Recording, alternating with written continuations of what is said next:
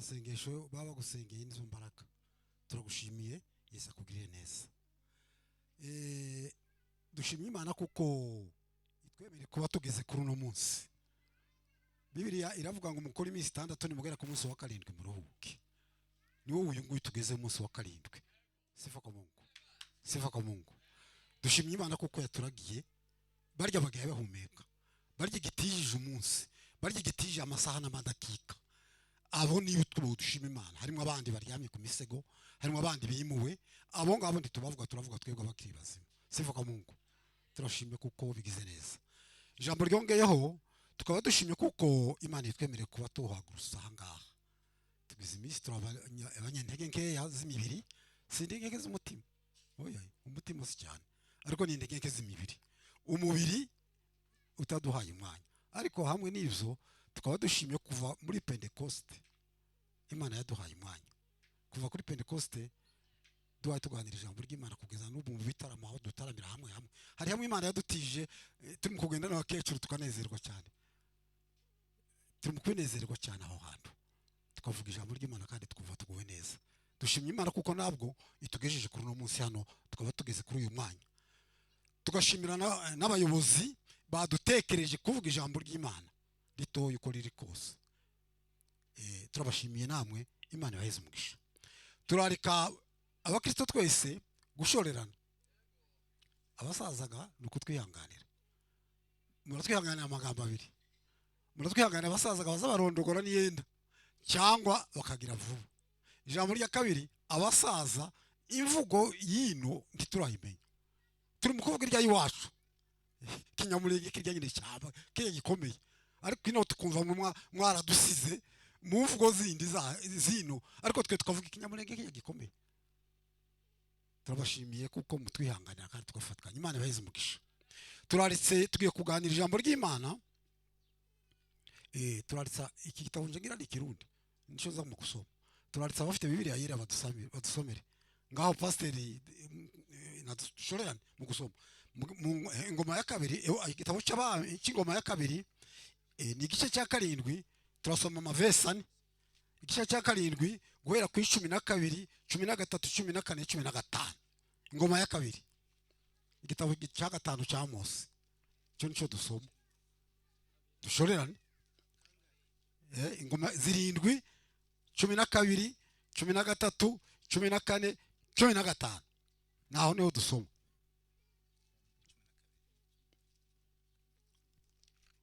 Hagurukaga.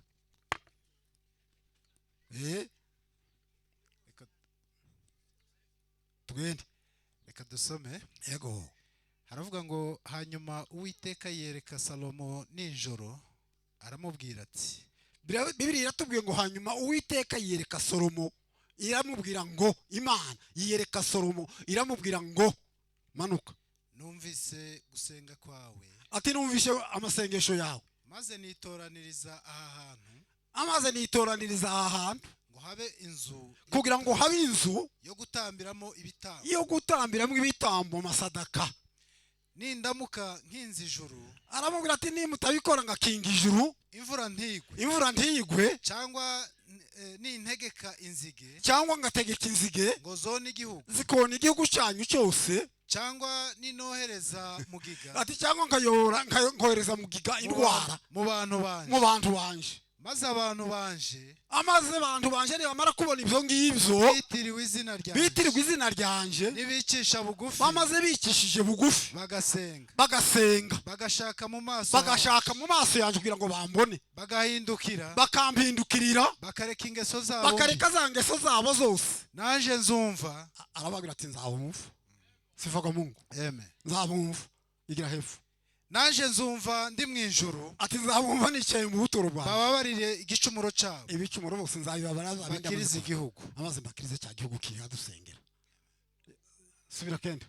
Uhereye none amaso yanje azajya areba. Aravuga ngo guhera none nimara kwicuza. Amaso yanje azareba.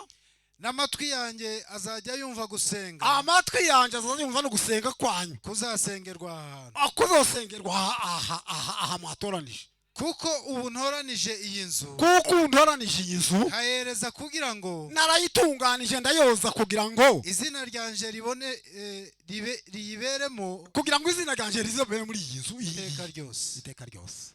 Amen. Anushobora kurekeraho. Amen. Bwana sifiwe. Turaganira ijambo kwicisha bugufi.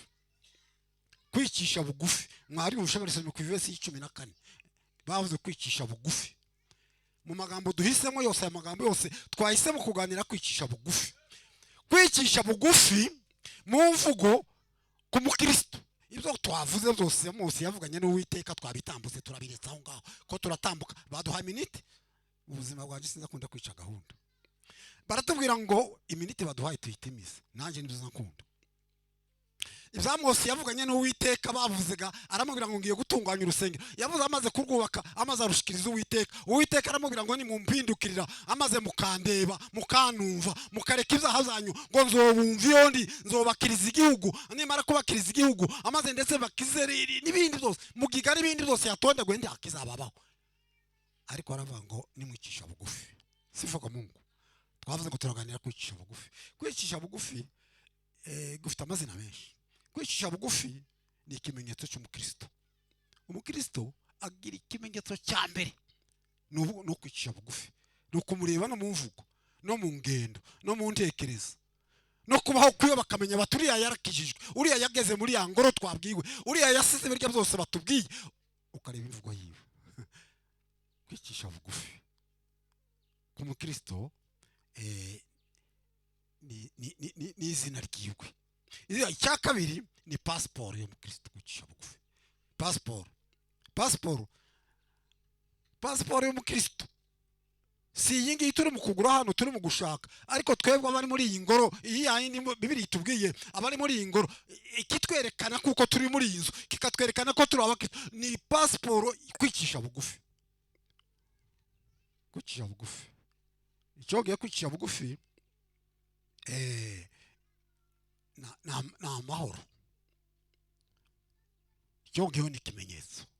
Igihe kimwe nava ahantu hamwe ngo ni Gasika turi kubivuga butumwa turagenda ngo tegura ahantu hamwe ni Karambi. Tugeze i Karambi bwari bwije twari kumwe turi babiri. Umuntu aratubwira ati tubwira iwacu turara ariko tutateguje turara turagira gute. Tubona umudamu mwera turangije aho twari duhatuvugana. Aratubwira ati se murabavuga butumwa ko mpaye mbona n'ingendo yanyu n'ivugo yanyu. Turabwira ngo ukabimenye. Umukristo kwicisha bugufi n'ingendo yawe n'imvugo yawe bizabiboneka bikakwereka kuko ari passport. Aratujana ku ikanisa ryabo turisangaho Imana kwizigira turisangaho umubembe w'iwacu itombwe niwo mupasiteri wa sinarizi wiwe aratwakira. Ariko abibwa umugore yavugirwa niki abwirwa no kwicisha bugufi no kugenda kwacu n'ingendo yacu n'imvugo yacu no kugira gute. Twavuze ngo turaganira kwicisha bugufi ariko niyo passport yawe. Amen. Kwicisha bugufi. Kwicisha bugufi twasomye hano ku verse 12 yavuze ngo abwira umwami Salomo aramubwira ngo mwijoro Uwiteka aramwereka ati nimwumvise gusenga kwawe. Ati niyo mpamvu nzitoranyirije aha hantu nicyo cyatumye atoranya aha muteranira aha pastor ari mukobwira ngo agashimira abantu. Iyo Imana yumvishe gusenga kwanyu irahabatoranyiriza ariko cyane ngwize kwanga ngo maze kubashira hanga mwe bwira gute mwe mwicishe bugufi kugira ngo mukore imirimo yose. Ahanga niko Imana ijambo ry'Imana ryamubwiye ngo aze kuvuga aravuga ati niyo mpamvu nitoranyirije hano kugira ngo ibinzu yanje yo gutangira mu bitambo ibimaze isadaka izibaye bababwira izibaye babategeka n'izindi badategetse zawe habi sadaka gimwe yitwa ni sadaka ya hiyari hakaba ni sadaka ya mtu binafsi. Kaya hindi nufishe pasiteri yavuze umwanya umwe abwira umubyeyi umwe irya ni sadaka ya mtu binafsi itari sadaka ya hiyari itari yo kubwirizwa. Amaze ngo aravuga ngo muri iyi nzu nituyimara kwishikamo ngo ni inzu yo gutangiramo imitima yacu. Wamara gutanga umutima wawe ugatanga n'amaturo ahasigaye ugatanga n'ibyishimo no kwicisha bugufi. Amen. Kwicisha bugufi niho badusomeye hano ku verse 13 aravuga ngo nindamuka nkiza ijuru. Nawe hano mu nzu y'Imana nugiramo ibyaha ntutukingura umutima yavuze ngo azakinga ijuru mu bugingo bwawe. Tuvuge ngo niyenda ni iki gihugu gusa cyonyine yavuze, uye no mu bugingo bwawe nudakingura umutima wawe ngo ubone ko kutunganiye Imana irakinze ijuru, imvura ikabura mu wawe, mu buzima bwawe, mu rugo rwawe, mu ikanisa ryawe, cyangwa mu mibere yawe, muri quartier yawe, ukaba udufite kwicisha bugufi igakinga ijuru muri wowe, ngo imvura izagwa azabikinga byose bizahagarara bike. Niyo cyagiye usanga wa dindimara wapo uzunguruka mu barara nk'amakubi yari yinka yuko kera wakinziza, ariko yaravuze ngo nukingura ugakingura ngo imigisha izaba kuri wowe, imigisha izaba kuri wowe. Abakristo kidukwiriye no gukingura imitima, tukagira ibyishimo, tukicisha bugufi. Ngo aza kuvuga, aravuga kandi aravuga ngo nimwicisha bugufi mugasenga, mugashaka mu maso yaje, mukahindukira, mukareka ingeso zanyu mbi. Umvaga Bibiliya ko yatubwiye ngo nimwicisha bugufi mugasenga, mukareka ingeso zanyu mbi mu ikanisa, ukareka ingeso zawe mu rugo rwawe, ukareka ingeso zawe mu rugendo rwawe, ukareka ingeso mbi muri quartier yose, amaze ngo ugasenga. Yavuze ngo nzabumva ndi mu ijuru. Tumuheze icyubahiro, haleluya. Azatwumva ngo ari mu ijuru, ariteguye, uba ari tayari kukumva. Wasize bya bindi byose wabiretse, ariko wicishije bugufi.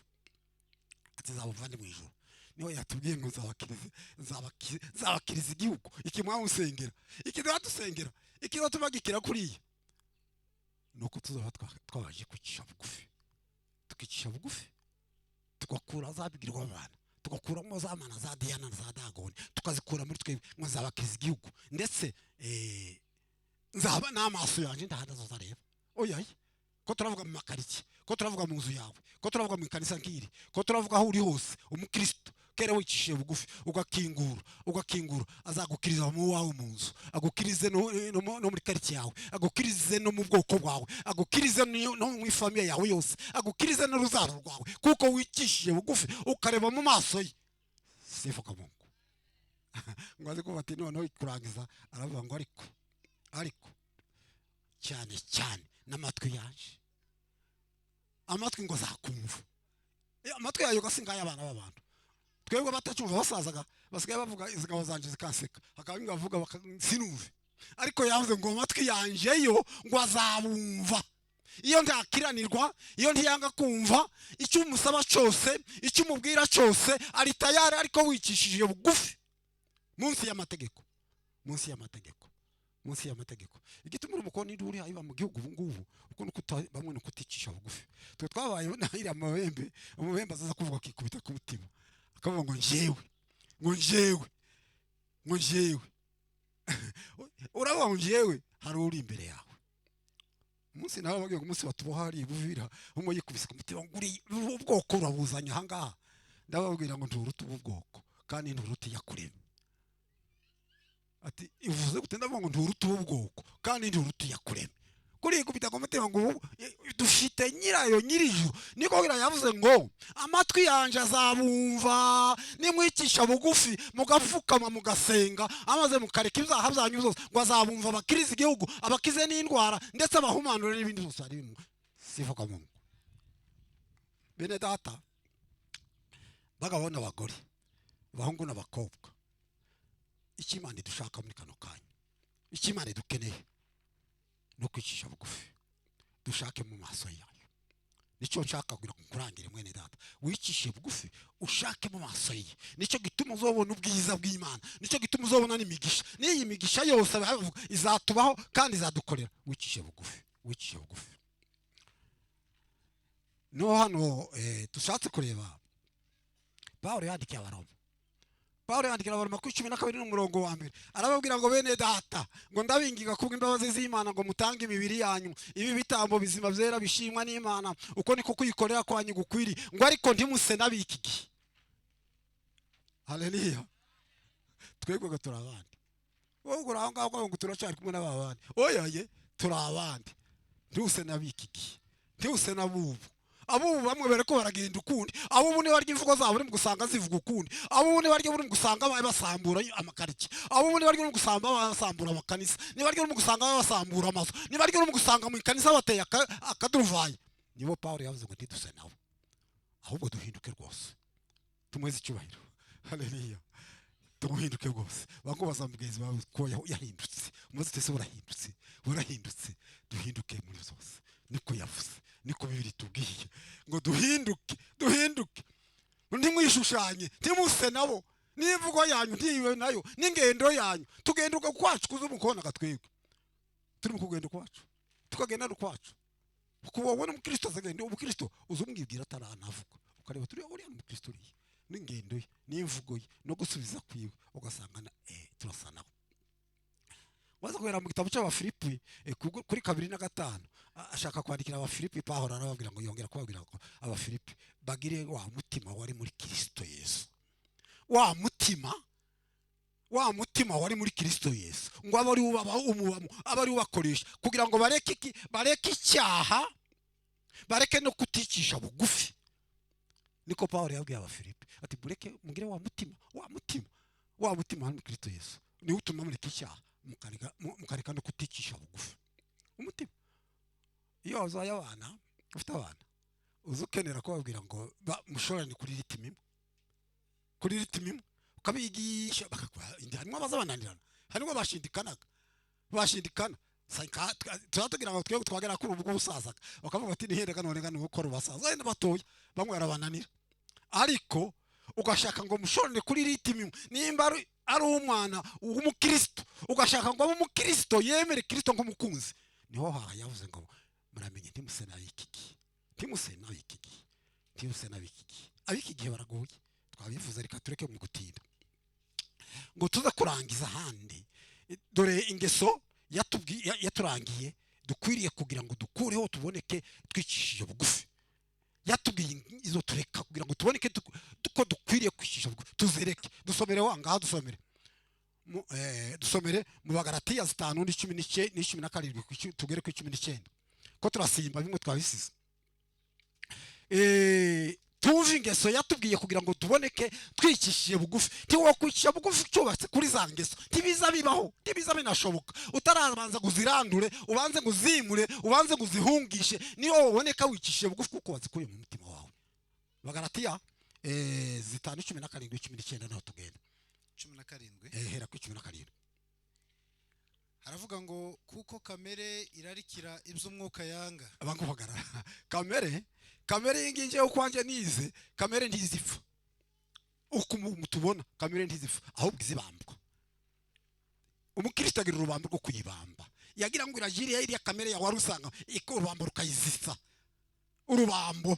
urubambo rukayibamo, ntizipfa izibambwa. Umukristo akwiriye kubamba kamere, ikabambwa urubambo rukayigumamo. Yaze yinyamambura niba ari umunyaburakari, nimba ari umweshi, niba ari umusambanyi, niba ari umwibyi, ikazisubira kubamba tikiriya. Aravuze ngo kuko kamere irarikira iby'umwuka yanga. Kamere kangu ntizishorana n'umwuka, ntizigendana n'umwuka. Umwuka uzigenda droite, kamere kaja gauche, tibiza bishorana ntibikundana, nicyo yanga igira hepfo. Kandi umwuka yifuza ibyo kamere yanga.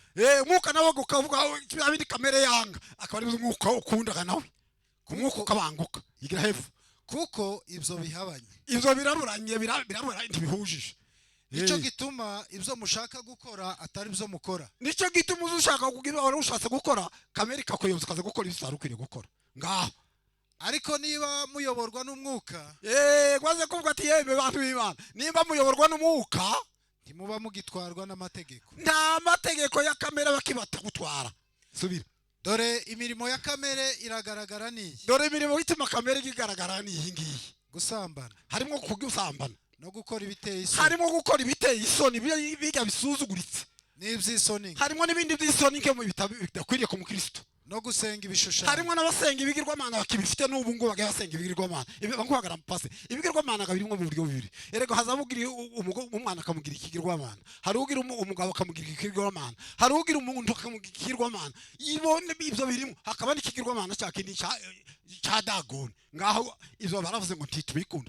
Uhagaze kera wicaye ngatugende ko turabagutu no kuroga no kuroga no kwangana no kwangana no gutongana no gutongana n'ishari n'umujinya n'amahane no kwitandukanya n'abandi no kwirema ibice no kugoma ibintu ubundi no gusinda ubusinzi n'ibiganiro bibi n'ibindi bisa bityo icyara hawe pastor nushaka n'ibindi bisa n'ibyo ibyo nizo badutondagura ingeso za kamere dukunde kwica dukunde tuboneke twikishije bugufi nawe ugifite izo ngeso zose badutondaguriye Paulo yavuze ntibishoboka ko kwicisha bugufi manake kamere bitarabambwa kamere bikiri muri wowe ariko ngo banzu bambe bijya zose bije mu rubambo rwa kamere amaze ukundi ubone ko wicisha bugufi ubone ko ukora imirimo y'Imana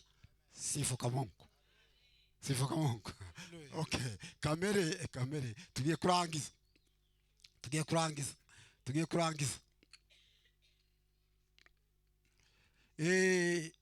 hano Bibiliya iravuga ngo ndababwira hakiri kare kuko abameze gutyo batazaraga ubugingo abakibifite ibyo zose Bibiliya ngo iravuga ngo ndababwira hakiri kare abafite gutyo ntibazaraga ubwami bw'Imana ntibazabubona batarabamba kamere ngo bicishe bugufi turangije tuvuga ngo bene data abagabo n'abagore abahungu n'abakobwa icyatuzanye hano no munsi twaje kuvuga ngo tumenye kwicisha bugufi intego yako niki kizotugezaho twicishe bugufi amaze nitumara kwicisha bugufi mwibuke kuko Bibiliya yavuze ngo twicishe bugufi muri byose mu kubaho kwacu mu gukora kwacu mu mvugo yacu mu mikorere yacu mu mbago yacu no mu masengero zacu twicishe bugufi dukunde tuzabona ubugingo turabubikiwe ubugingo n'ubwawe ubugingo n'ubwanje ubugingo n'ubw'umwana wawe ubugingo n'ubw'umugabo wawe ubugingo n'umuturanyi wawe ariko wakuye za kamere wayishyize mu rubamba mw'Imana ntituganze amen.